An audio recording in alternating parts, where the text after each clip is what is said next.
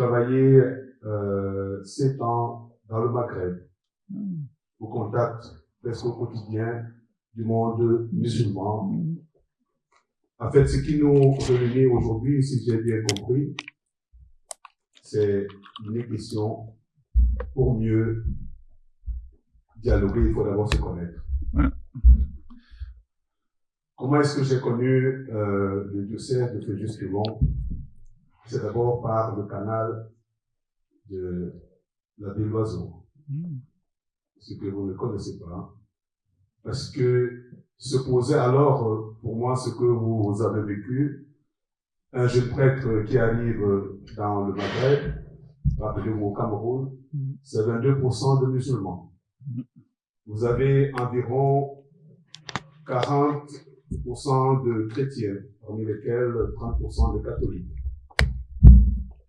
Je suis parti dans le Maghreb, je ne savais pas qui est chrétien, qui est musulman dans mon entourage.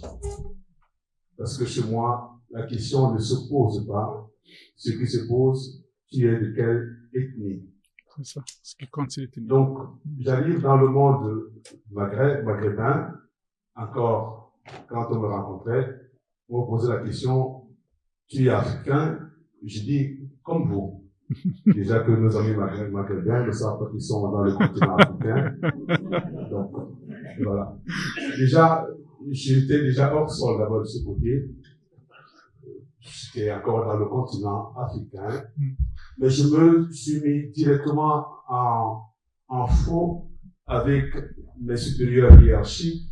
Déjà dans la théologie du dialogue tel que nous l'a présenté l'abbé Loiseau tout à l'heure, c'est que les chrétiens catholiques que nous sommes, on a une déontologie, on a une culture, on a une catéchèse.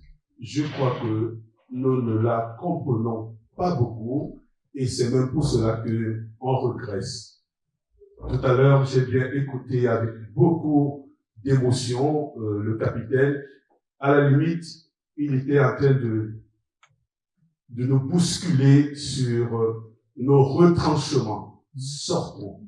Et je crois que si le capitaine avait suivi les propos du cardinal Sarah quand il était ici, beaucoup d'entre nous imaginaient que ce petit Africain qui est arrivé, c'est pas comment, dans le dicaster, qui vient dire aux Français qui ils sont, comment est-ce qu'ils se positionnent aujourd'hui, non seulement par rapport à leur foi, par rapport à leur culture, et qui s'engagent dans un monde qu'ils comprennent très peu, qui croient trop comprendre. Je vous dis pourquoi. Parce que quand on vous pose une question, je suis spécialiste de l'Afrique.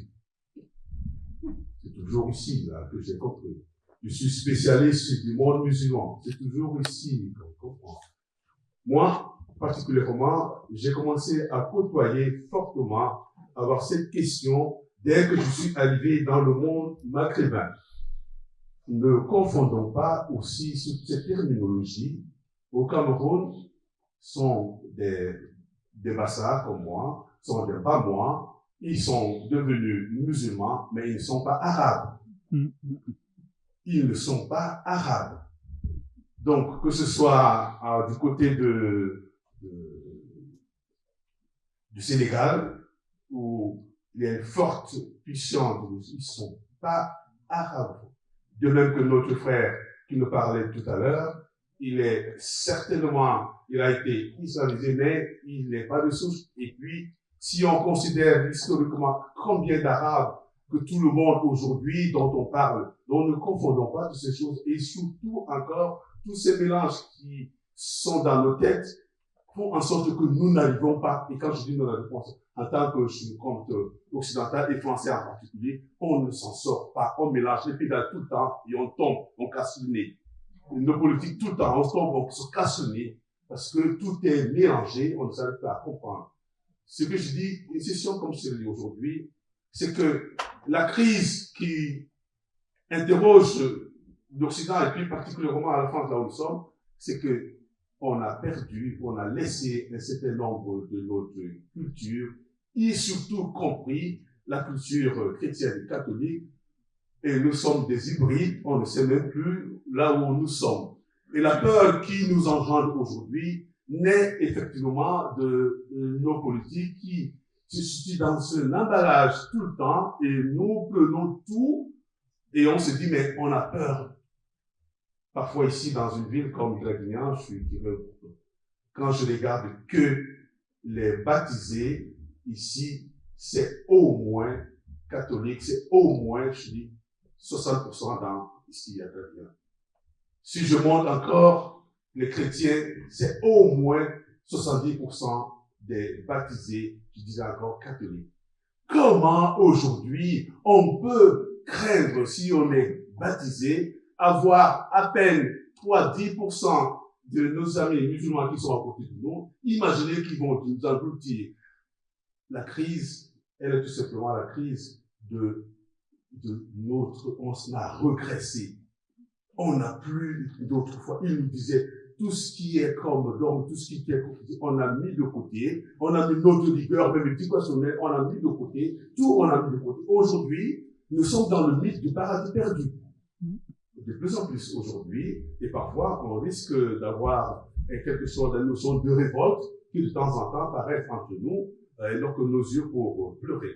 Donc, je crois que les sessions de ce genre sont là pour nous permettre de prendre conscience un tout petit peu sur la situation dans laquelle nous vivons. Tout n'est pas encore perdu, je crois, parce que nous sommes là. On a encore quelques clignotants qui sont de partout.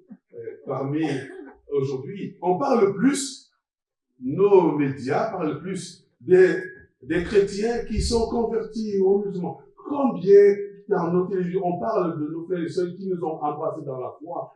Et je parle particulièrement dans tout le monde, on est en train de les cacher parfois, nous baptisons-les la nuit. Moi, j'ai été dans le monde. Mais j'étais le premier à me révolter, à s'appeler, justement, on va dire, il y a un prêtre qui ose, en France, qui parle souvent.